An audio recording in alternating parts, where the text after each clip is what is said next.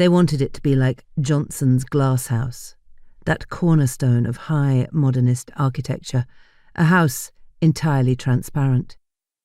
They loved it for the reasons other people didn't, because it subordinated human comforts to a vision. His arms were wrapped tight around her the day they watched the first glass wall go up. "We'll be like fish in an aquarium," he said. "I prefer plants in a greenhouse." Jacky looked down at the tendrils of his arms, his hands clasped together over the space around her belly button like a thick knot of roots. She considered the possibility for a moment that they might be more conventional than they thought, that the next step in their relationship would also be the sprouting of new life. "Why plants?"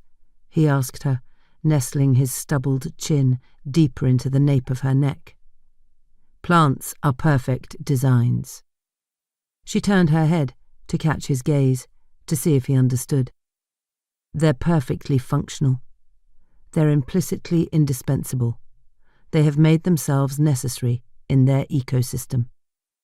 Mark nodded, but didn't respond. He never really engaged with her architectonics. Sometimes she thought that he might be intimidated by her aptitude for concepts. Most people were. But that didn't matter. He listened in his own way, making himself permeable to her. It was enough just to feel his breath on her neck. Besides, she already knew what he heard. Freedom. That word was how he sold their buildings. Mark recognized simple truths, knew how to distill Jacky's grandiosity into human emotion. He translated her message into something relatable, and in doing so, had introduced to Jacky the possibility that she might be human too. With the vines of his arms holding her, she felt like people might finally accept her. They're so perfect, we often don't notice them. Only when we put them in a vase do we appreciate their melding of form and function. Although, of course, most people don't realize that's what they're looking at. They just call it beauty. She scoffed, then, out of habit, briefly breaking with the serenity of their moment. Good buildings are vases. They draw attention to the spaces they contain.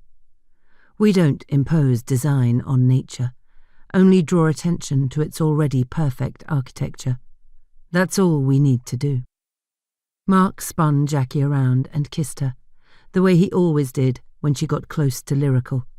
Close is the furthest she'd ever got. In a way, Mark did for Jacky what Jacky did for the world. He held the space for her to grow, and Jacky did the same for him, fueling his marketing brain with new designs and visions. That was their relationship's structural mechanism. We're just custodians of nature. People will remember that when they see us in here. They'd built their castle in East Sussex, remote, or as remote as was viable, removed from the broil of the city, but close enough for meetings with clients.